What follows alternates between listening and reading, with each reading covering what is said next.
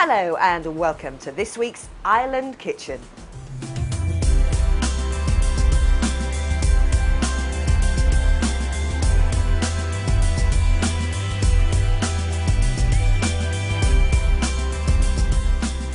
Hello and welcome again. Now then, Les, you've got a bit of some, well, you've got those big boy prawns to deal with this week. Today, Vic, we're going to do prawns in a tempura, but a coconut tempura, and we're going to serve it with a lovely yogurt and mango dressing and a bit of fruit then, the tropical fruit. Real Right. easy, real simple, real cheap, and it's going to look beautiful and tasty. I love the way you say that. Really easy, really simple. Well, when you see it, you're going to realise just how easy it is. So the first thing we're going to do is we're going to start off with these beautiful prawns that I've bought. These are just your typical, they call these Argentinian prawns, is what they call them if you go to a Spanish supermarket. And they're frozen, but they're really good quality and they work great for Chinese and Japanese food. So these are like the real sort of, the big boys of the prawn world. These are the medium boys. They get bigger and bigger than this, but this is what we're going to work with today. But fresh is good, or can you get frozen and just defrost them? Does it really make any difference? Well, these ones are particularly good frozen ones, okay? And they're going to work really good for this kind of Asian-style food, you know, like tempuras and sushi and stuff like this, okay? Always better to work with fresh, but again, this is going to be more simple. It's not that always easy to have a lot of fresh stuff around in your house and stuff like that. And if you just want to do something really good and make a nice tempura at home, it's really practical to get the frozen. Yeah, absolutely. So, I like practicality.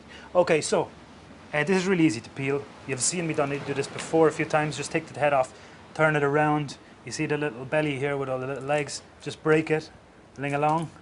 Just peel it around like that. Take the tail off and take this skin off. Okay, and you're going to see there's a little vein inside there. Yeah. And we're just going to pull that out of there. Okay, so there we have these lovely little peel ones. So is it really important to take the vein out? Yes, it is. Yes, it is, because sometimes there's a bit of grit and stuff in there, and it's going to. It's just nice to have the things prepared better. So it's just a one bite, and you don't have to worry about mess or anything like that. So it's going to. Now, what have we got in this saucepan? Because I know we've been watching it sort of in 2 steps back. Well, today, because we're cooking outside here in the restaurant, I've got a pan of oil here, and I'm going to deep fry. It's always better to use a deep fry fryer if you're working at home, because it can be very dangerous. But you know, I'm a professional, so I can do this better here today. So. And we have got a fire extinguisher standing by. We have a fire extinguisher. Okay, so we've got our prawns peeled. We've got our oil simmering away here, just coming up to temperature. Yeah. I hope. Okay, so coming up to temperature. These are peeled. Let's go ahead and make a tempura batter here. So what's the difference between a tempura batter and a normal batter? Well, a tempura batter, it's a crispy. It's more crispy. You know, it's got more air in it. It's like a Japanese batter. You know, there's a lot of different recipes for it. There's some with eggs and there's some with still water and there's different ones like this. Today I'm using this really, really good tempura flour, which you can buy, which is a combination of different flours. But you can buy it in good delicatessens, in restaurant, supermarkets that supply Chinese and Japanese restaurants and things like this. But it's really good quality and you don't have to worry about measuring out different types of stuff like that. Right, so for this recipe, it is worth actually going and getting the proper tempura flour. Yeah, I mean, there's nothing wrong with making it yourself at home. There's a million different recipes for it. But this is easier. This is so simple, you know, and it's really good. You get a bag of it, keep it in the cupboard anytime you want to deep fry anything or make some kind of Asian food, you got it there ready. So in goes our flour, and we're going to use some sparkling water here, which is going to give it another lighter, freezing cold sparkling water, I must add. The colder the better. And you can see it's a carbonated drink, so it's got bubbles in it. These are going to bring pockets of air into it, and it's going to make it lighter and crispier. If you look, it has quite a strange effect, doesn't it? Well, it's already reacting with the flour there, you know, so if it's fluffy now, you can imagine how it's going to be when it's fried, you know. It's going to be crispy and fluffy, and you can see the pockets of air in there. Yeah. One of the things about tempura is you don't need to stir it too much. You know, when they make it traditionally, they stir it with like chopsticks and stuff like that. They like to leave a little bit of flour in there, so when it fries, you get little pockets of air in there. You can make it as smooth as you like or as rough as you like. I'm going to make it about medium today. So there's a couple of bits in there. I'm actually going to add a little bit more flour. So there's a couple of bits in there. Now, when you're looking for consistency of a batter for this, again, because you have the eye of a chef, for us sort of newbies at home giving this a go, what sort of dropping consistency should it? Well, that is the dropping consistency you want to look for. You want to be able to make a figure of 8 on top. Just lift it up a bit more, that's right. This is a good rule of thumb, is to be able to make a figure of 8. If the 8 sits, if you can see the 8, it's ready, okay? Oh, right, okay. This is a good rule of thumb to use. Do you know, I'm learning so much from you. My cooking at home has gone up, at least 2 notches. I hope so, and I hope everybody at home does too. Okay, so We've got our flour in there, we've got our still water in there, freezing cold still water, sparkling water I must say. Okay, and we're going to add some coconut. This is some coco rallado, they say the Spanish people. This is some... desiccated? Desiccated coconut. You can do it. So, just like that, we've made a coconut tempura with 3 ingredients. Okay. 3 ingredients and we've got the prawns. So they're ready for action. The oil is on. Right. These are going to be the best prawns you've ever tasted, by the way. And it's that simple. Right. 4 ingredients ready. Right. In the meantime, the oil is just coming up to temperature. We're going to make a really quick dressing for this. I told you about the mango. Yep. I have some mango here, which I've cut the sides off. I've threw the stone away. Bit of natural yogurt there. I'm using Greek today. A couple of big spoons of that in there. A couple of dollops, yeah. Into this, we're going to add some sweet chili sauce. Supermarket bought chili sauce. Instead of drop like that. You can make it as sweet or as hot as you like. The mango, you can see this one here. I've cut it across. The cross is like this. Crisscross, criss. You can just pull it out like that. The fresher it is, if it's really fresh, it'll just pop out on its own. Sometimes you can just give it a helping hand there with a knife. Stick it out like that. And goes Reminds the me mango. of those cheese hedgehogs. You used to get at parties, you know, where people would stick cheese on sticks. A cheese hedgehog? Yes. Never you didn't come have it across in that Ireland. before. No. It was a delicacy in Yorkshire. I must remember that for the future. Cheese hedgehogs. Okay. Bit of seasoning in there. And what's that? That's the salt and pepper? Bit of salt and pepper, Yeah. As I said before, this is a sweet chili sauce with just supermarket, but you can add a lot of this or a little of this. It depends on how hot you want. Squeeze a lime. Yep. Just run it through. Stick a lime in there. That's going to work good. Okay.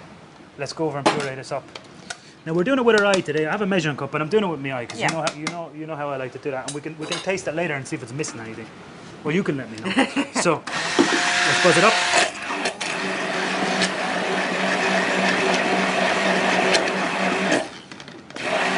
Okay. Okay, quick whisk bam. That's smooth enough for me. Yeah. Okay, stick that back there. Let's get rid of that. Okay, so we have the mango dressing there. I want you to take a taste of that. Okay. And you can let me know if it needs salt or pepper.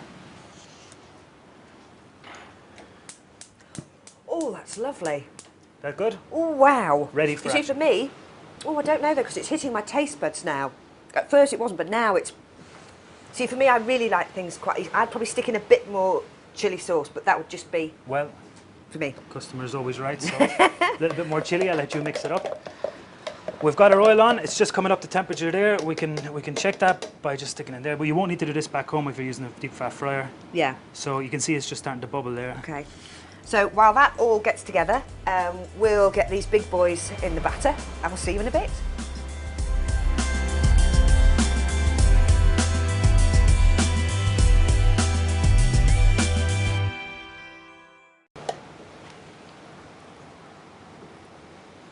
Oh, absolutely gobsmacking. I love this. Oh.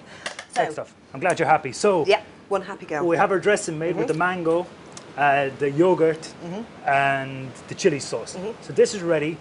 The oil is up to temperature. We've got our prawns ready to go here. And this is the last thing we do. The last bit of cooking to do. Let's run these through here. Just leave a little pinch on the end of the tail, just so to pick them up. You can eat them with your hand. This is a great meal to eat with your hand. And we're going to drop these in here to the hot oil, okay? Now this is the trick to frying the prawns, or fish and chips or anything like that. Hold it first, fry the first nib of it, and this will make it float. So when you drop it in, it doesn't sink to the bottom and stick, okay? So that's what we want to achieve. Oh, wow. This is why you always see chefs holding it over like this. So yeah, so it's thin. Hold it. Hold it, let the bottom Let bits it crisp up a little crisp. bit. And then we can drop, and it'll float on its own. Instead of otherwise, it's going to drop to the bottom, and it's going to, or if you're using a deep fat fryer, it's going to stick to the basket, and you're going to get all. And then you get that mesh. Yeah, exactly. Yeah, and that's not what we want. And you have to go digging it out of there and stuff like that. We don't want that. We want to work like professionals here, you know. So, again, hold it, drop it.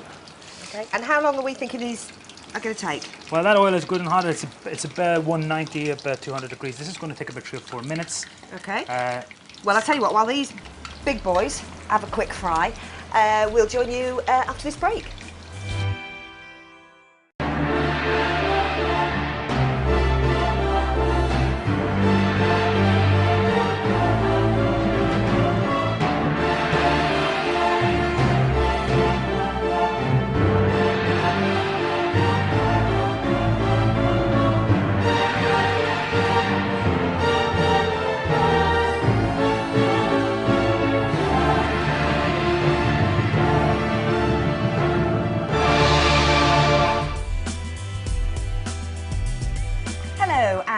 back. Now then, while Les's big boy prawns have been having a fry in their tempura batter, what are we going to do next for this? Okay, so we're going to get the plate ready. They're going to take about, I think they're about 3 minutes away. You can see just from the colour. You want them a nice golden colour there.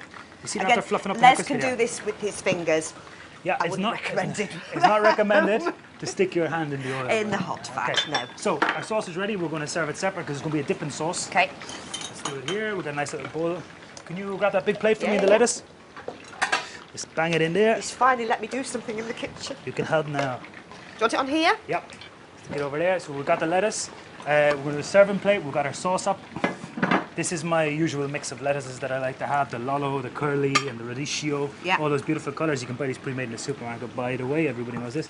So, there goes the colour. And again, we've got our sauce ready. We've got our lettuce ready. We've got our serving bowl ready.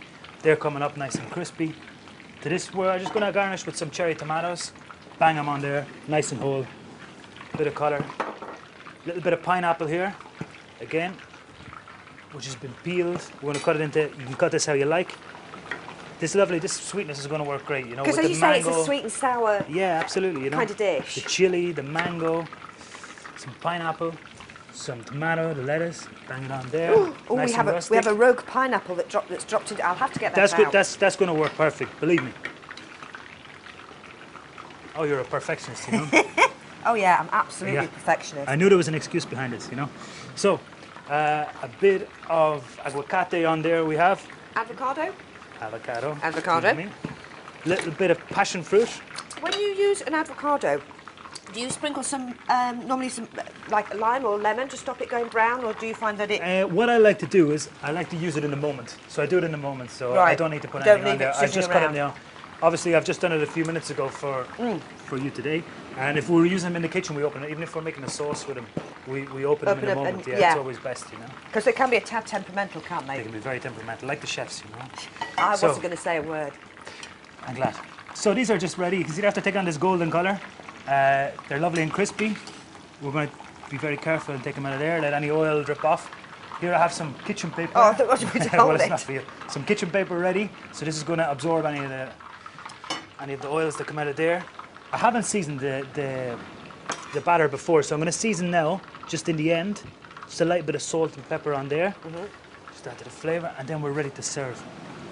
Beautiful. And this is really best served. You need to bang it out to be eaten straight away, because it's really crispy. Does it go a bit soggy? I should imagine if you. Well, this is quite a good batter mix with the fizzy water and everything. It's going to be really crispy for a few minutes. Yes. But like this, you're always best if you're deep frying stuff. Get it in there and serve it. Serve it. That's why we left until the very, very last when we had all our garnish done. We had our sauce made. It all plate comes together. We can finish then with a few herbs on here. I have some lovely cilantro here. Cilantro is. Parsley. Parsley is not. No. Sage. No. No. Try again.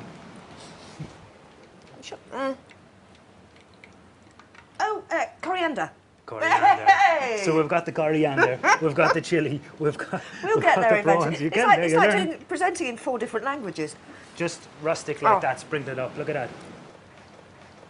Dipping sauce prawn salad is beautiful. Brilliant. Absolutely wonderful. Right now are a list of the ingredients that you need to make this fantastic dish. You'll need a number of peeled prawns, some tempura flour, some cold fizzy water, in fact the colder the better. For the dressing you'll need yoghurt, half a mango, some sweet chilli sauce to taste, salt and pepper, and on the side some salt and tropical fruit to garnish. Well, thanks for joining us again for such a fantastic session of Island Kitchen with Les and his amazing coconut tempura battered king prawns with an amazing salsa. We'll see you next time.